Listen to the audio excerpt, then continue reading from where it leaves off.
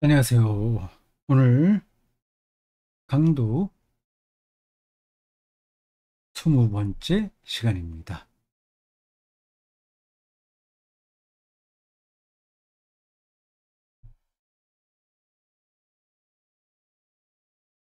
55쪽이에요. 소 제목은 이렇습니다. 모든 사람을 신뢰할 수는 없다.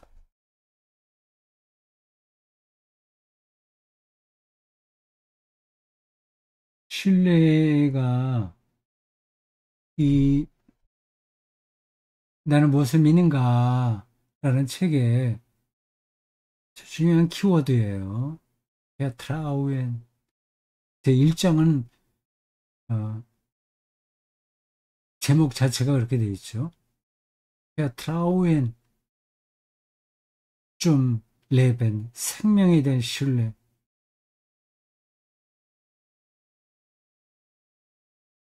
근데 그래서 그 바로 앞 단락에서 11번째 시간에서는 더불어 삶의 기쁨을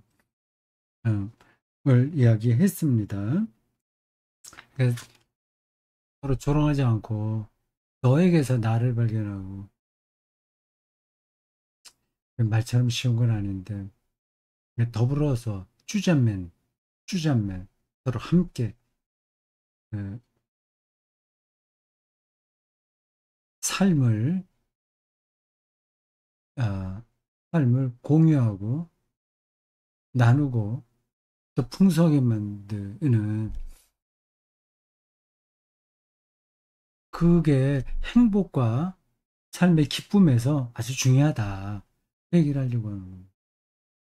이렇게 사람을 무시하고 조롱하는 거, 그리고 우리는 순수하고 저놈들은 좀 뭔가 문제가 있어.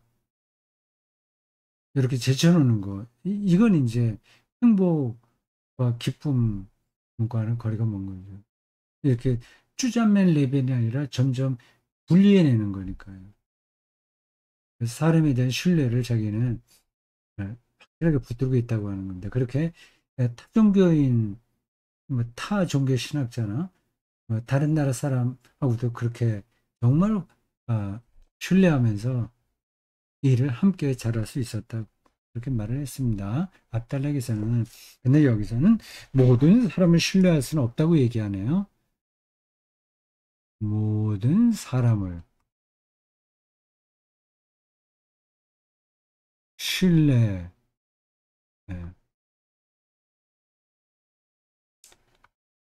수는 없다.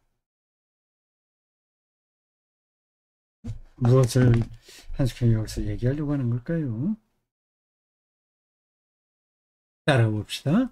물론 우리는 애당초 모든 사람을 신뢰할 수는 없다. 저도 그렇습니다. 아, 저 사람은 왜 이렇게 자기 중심성이 강하지? 뭐 그런 생각이 들 때가 종종 있어요. 이렇게 자기 아니면 아무 것에도 관심이 없는 사람들이 있습니다. 그럴 땐 믿을 만한 사람이 못 되네. 어떤 뭐 공유되는 게 있어야 되는데 그게 안 되면 신뢰하기 힘들잖아요. 나는 통상 나와 만나는 사람들에게 어느 정도의 신뢰를 선불할 용의가 있다.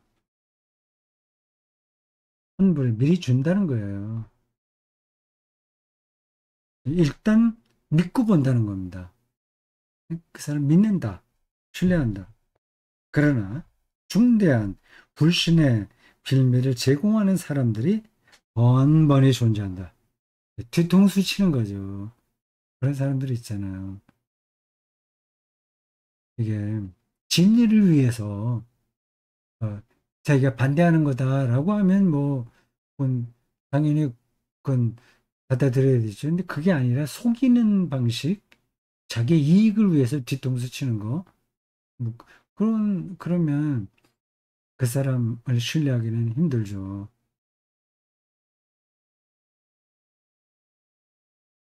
그리고 더 나아가 불쾌한 인간 부류가 존재하며 이런 말이 이 한국에서 나올 것 같지는 않았었는데 나오네요. 불쾌한 인간 부류가 존재하며 정치, 경제, 문화, 문 영역에서도 찾아볼 수 있는 그들은 그런 부류임이 매번 쉽게 식별되지는 않는다.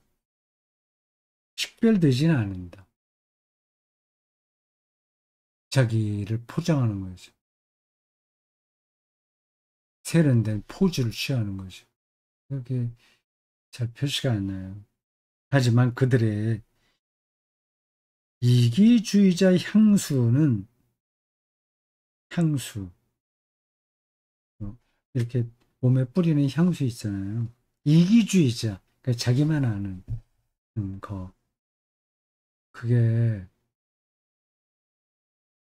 아, 교양으로 감추어지기는 해요. 근데 완전히 감출 수는 없습니다. 뭐 이기적인 거 당연하지. 이렇게 뭐 요즘 젊은 사람들은 그렇게 생각할까요? 그래갖고는 이제 더불어 삶이 불가능한 거죠. 그러면 행복할 수도 없는 거죠. 기쁨이 없는 거죠. 근데 내가 행복한 게 최고야, 가장 중요해. 이런 식으로 끝나는 거죠. 이기주의자 향수는 이렇게 자연스러운 표현은 아닌데, 번역이 그래서 그런가요? 결국 역겨운 냄새를 풍기기 마련이다.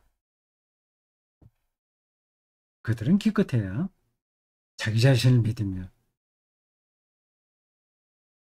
그 밖에는 글자가 들어 아무것도 믿지 않는다. 아무것도 자기 자신만 믿는다.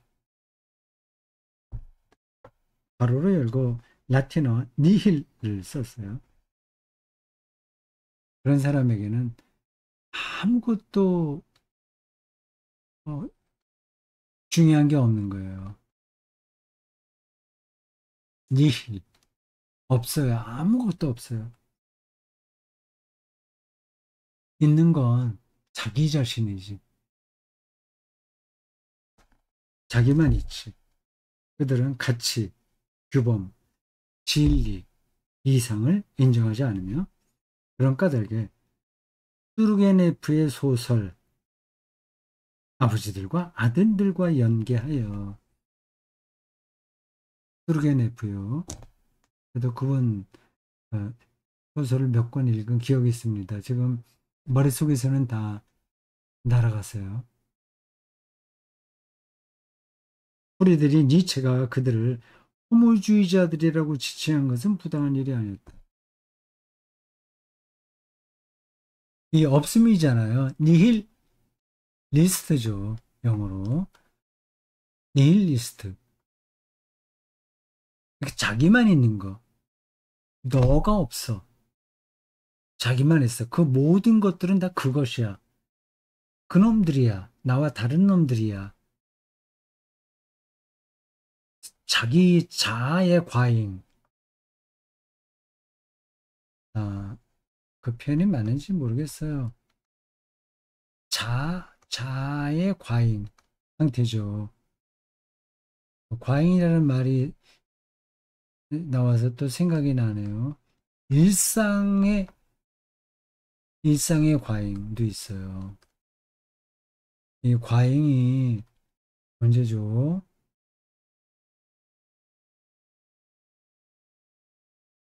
그 한자 성어 있잖아요. 과한 것이 모자람보다 못하다. 과유 불급이라고요. 이 자만 있고 다른 건 아무것도 없어. 관심이 없어. 뭐 관심 가는 척 하지만 실제로는 관심이 없어. 이제 그 사람들 가르쳐서 니체가 뚜르게네프의 소설을 이제 빌려 와서 호모주의자다 그렇게 얘기해요. 아, 멋진 관점입니다. 아, 저도 한 수 배운 거예요. 아, 자아가 과잉돼서 이기적인 삶의 태도가 몸에 꽉 쩔은 사람들은 허무주의자다. 어,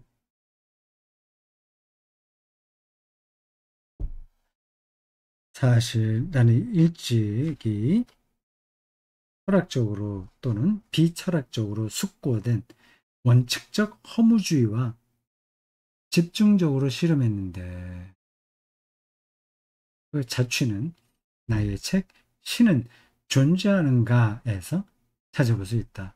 엑지스티어트 곧 니체는 원칙적 허무주의를 그 책 번역된 거를 좀 보고 싶은데 그 책이 번역된 거 다 번역을 했는지 모르겠어요. 1권은 번역한 것 같은데 2권은 번역을 못 찾았어요. 제가 훨씬 젊었을 때 선생님 논문을 쓸 땐가 박사학위 논문 쓸 땐가 그 직후인가 가톨릭 신학대학 대구에 있는 도서관을 많이 다녔어요. 그 도서관에서도 이 책 번역된 걸 찾았는데 제가 1권만 봤고 2권은 못 봤어요. 근데 출판사에서 2권은 번역을 안 했는데 지금 확실하지 않습니다. 네. 근데 그 책 읽고 싶다는 겁니다. 이 사람의 신은 존재하죠. 니체는 원칙적 허무주의를 이 특정한 인간 유형이 대두하는 것을 우리 시대를 위해 누구보다도 더 분명히 꿰뚫어 보았다. 이런 유형의 인간들에게는 의미 지평이 지워져 없어졌으니 뭐 의미 있는 거 뭐 이게 뭐 중요해 내가 재밌고 즐겁게 뭐 웰빙 하면 되지 내가 행복한 게 최고지 이들은 지고한 가치들 구속력 있는 규범들 신뢰할 수 있는 본보기들을 도무지 알지 못한다. 그것을 다스리는 철학의 약초는 자라나지 않았다. 문학적인 표현이에요. 그, 그 자기만 알고 다른 것들은 다 다른 데에서는 전혀 의미를 찾지 못하는 그게 일종의 병인데 그걸 고칠 수 있는 어, 약을 약이 그들에게 효과가 없었다는 겁니다. 나의 변함없는 확신. 이 삶은 결국 무의미하며 더불어 삶으로 들어가지 못하는 삶은 무의미하며 세상은 우연, 눈먼 운명, 어느 철학책에 나온 표현 같아요. 혼돈, 부조리, 현상에 의해 지배된다고 주장하는 간단히 말해서 모든 것은 결국 허무하다고 우기는 사람들에게 사유의 전환을 강제할 수 있는 합리적 논증은 존재하지 않는다. 네, 리처드 도킨스가 이야기하는 이기적 유전자나 신은 없다. 이제 그런 것들이 허무주의적인 겁니다. 말하자면. 그쪽으로는 전혀 인정하지 않는 거니까요. 이빠야 뇌의 그 안에 있는 그 신경 활동, 뭐 그것만을 확실한 것으로 아니까 그게 허무주의지 뭐 허무주의겠어요. 그것만 확실하다고 얘기하니까.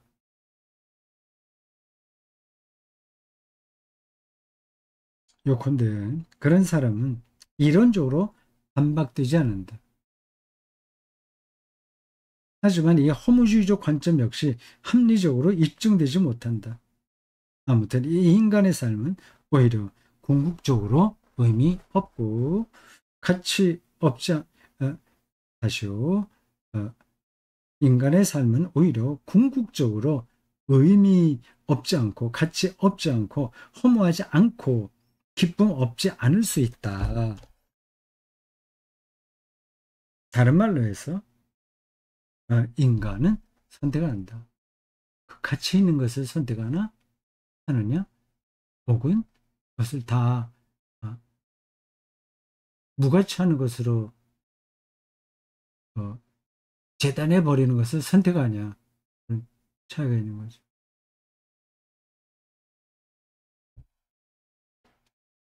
우리 민주 사회의 정치적 선거에서는 물론 니체의 자라투스트라식 열정으로 자라투스트라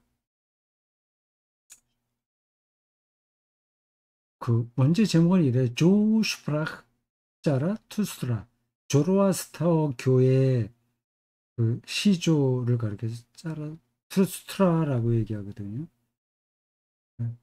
조슈프라하 이렇게 이야기했다. 자라투스트라 니체의 대표적인 책입니다. 가치와 규범의 원칙적 허무주의에 동조한다고 공공연히 자인하는 정치가나 공인들에게는 사람들이 신뢰를 보지 않을 것이다. 보내지 않을 것이다. 그런데 오늘날에는 통속적이고 실질적인 허무주의가 훨씬 많이 퍼져 있다. 그러니까 돈이 최고야. 돈만 있으면 모든 것이 돼. 이런 게 허무주의라는 거예요. 아주 통속적이고 실질적인 허무주의인 겁니다. 다른 건 아무것도 없는 거예요. 교회도 마찬가지입니다. 교회 성장에 모든 것을 다 바치는 목사라고 한다면 그 허무주의자예요. 니힐 없는 거잖아요. 다른 것들은. 소중한 가치들이 없으니까 교회 성장만이 그 사람의 머릿속에 가득 차 있으면 그게 허무주의자지 뭐가 허무주의자입니까?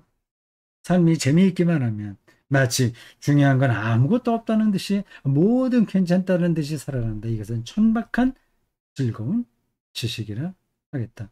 혹은 삶의 기술, 테크닉이라 하겠다. 정확한 지적이죠.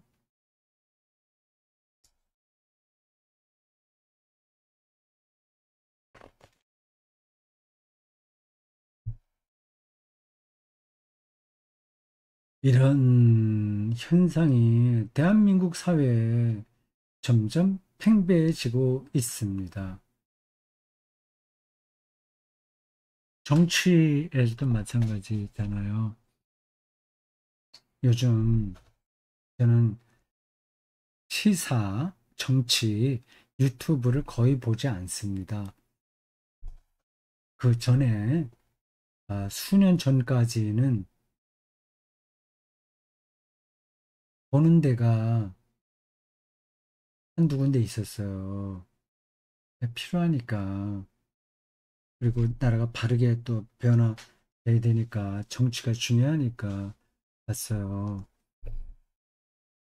네, 얼마 전서부터는 거의 보지 않습니다. 이 진흙탕 싸움이라고 보통 얘기하잖아요. 이게 목적이 수단을 정당화한다는 논리가 뭐 여당이든 야당이든 그게 어, 불문율처럼 자리를 잡은 거예요. 목적만 괜찮으면 나름으로 합리적이면 수단은 어떻게 해도 괜찮다 이런 겁니다.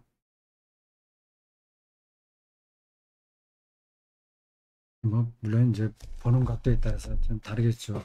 지금은 뭐 그렇게 뭐 그런 거 따질 때가 아니다. 너무 지금 저 정부가 이건 형편없으니까 무조건 끌어내리는 게 우선이다. 그리고 그 다음에 바른 정치에 대해서 논해도 늦지 않다. 뭐 그렇게 얘기할 수 있을 겁니다. 과연 그럴까요? 정권 교체를 하면 세상이 바라질까요? 제가 정치 허무주의자는 아니에요. 물론 달라질 수 있겠죠.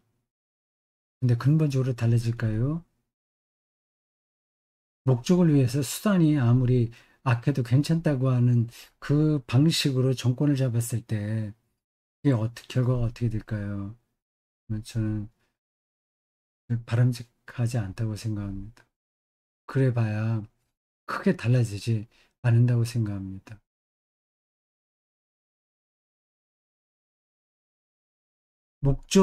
선한 목적을 위해서라면 방법도 최대한도로 선하게 하려고 노력은 해야 될 거 아니에요. 노력을 안 하니까. 마치 부동산 투기하듯이 정치를 하고 있습니다. 아주 어, 저 개인적인 생각이니까 뭐 여러분들 뭐 동의해라 아니라 그런 건 아니니까 오해하지 마십시오. 여기서 굉장히 멋진 표현이 나왔어요. 이것은 천박한 즐거운 지식. 이게 이제 통하는 시대라는 거예요. 천박한 가치가 없어도 돼. 표현이 좀 너무 강하긴 합니다만 천박한 즐거운 지식. 이 즐거운 지식이라는 단어가 어디서 온지 아시죠? 니체 책 이름이에요. 프로일리히의 비센샤프트. 즐거운 지식. 그러니까 여기는 완전히 기술만 남은 거예요. 기술자가 되는 거예요. 삶의 의미, 가치를 생각하지 않고 어, 테크닉에만 몰두하는 거죠. 그래서 웰빙 뭐 좋게 내가 어떤 방식으로 라든지 이 자본주의 체제에서 돈 많이 벌어서 뭐 멋지게 산다. 뷰 좋은 데서 뭐 50억 몇십억짜리 아파트에서 그리고 시시때때로 해외여행 다니고 뭐 해외여행 다니는 게 나쁘다는 뜻이 아니에요. 오해하지 마세요. 그리고 멋진 그 호텔 뷔페 다니고 뭐 음악회 가고 그 우리의 머릿속에 그려지는 그런 거 있지 않습니까?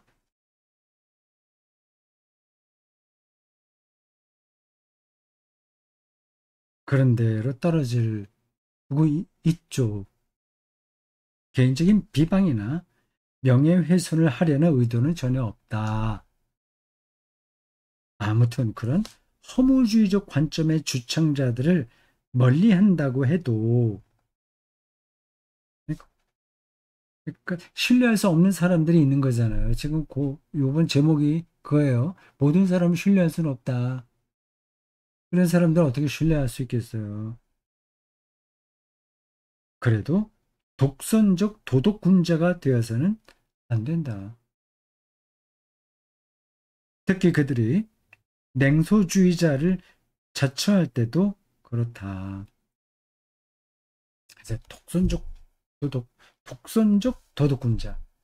우리는 정말 의미 있고 갇힌 일을 해야지. 너희들 왜 그따위로 살아? 왜 이렇게 돈 많아라? 아니, 세속적이고 천박해. 이런 식으로 가면 곤란하다는 거. 자기가 신뢰할 수 없는 사람들도 일단 너로 이해를 해야 되는 거죠. 그 얘기 아닐까요? 그랬어. 냉소주의, 네. 시니컬리스트라고 그러잖아. 시닉하다. 냉소주의. 그랬어. 키니코스, 개 같은 부끄러움을 모르는 그런 뜻이라고 하네요. 나는 재치 있고 기발한 정치 풍자나 쌈박한 코미디와 이따금 반어, 조롱, 비꼼을 반대하는 것은 전혀 아니다. 하지만 특히 정치와 경제 또는 시사평론 분야의 세력 다툼에서 생각 다른 사람들을 의도적이고 악의적으로 모욕하고 상처를 입히는 아니 모조리 멸시하는 비난을 일삼고 그로써 진리와 가치와 규범들을 몽땅 쓸모없게 만들어버리는 냉소주의에는 반대한다. 제가 정치 시사 유튜버 얘기했잖아요. 이런 데 떨어질 가능성이 굉장히 큽니다. 상대방을 묵사발 만드는 거예요. 때로 조롱하고 완전히 좀 거친 표현 이해하세요. 개무시하는 방식으로 하는 거예요. 그게 아무리 옳다고 하더라도 상대방을 그런 식으로 몰아붙이는 거는 일종의 냉소주의인 거죠. 아예 상대하지 않겠다는 거죠. 오늘날 냉소주의와 유사한 특이한 현상이 있다. 그렇군요. 독일이나 뭐 그 서유럽에도 많이 있는가 봐요. 특히 저널리즘 분야에 널리 퍼져 있는데 개인에 대한 조직적 경멸과 명예훼손의 수단으로 악의, 악의를 발동하는 현상이다. 예, 악마화하는 거죠. 마녀 사냥과 같은 거죠. 나는 이 현상에 15, 16세기 문학의 그로비안주의, 거칠고 무례한 태도 묘사를 즐겼는데 그 그로비안주의와 연계하여 악의주의라는 이름을 붙였다. 아, 그래서 상대방을 이렇게 조롱하는 이 일을 한스킹은 악의주의, 우리말로는 좀 어색하긴 하네요. 이- 네, 악하다 얘기죠. 악한 것을 본질로 삼는 행위다. 허무주의, 냉소주의, 악의주의는 파괴적인 삶의 태도이며 이것들은 자기 자신과 남들에게서 참된 삶의 기쁨을 망쳐버릴 수 있다.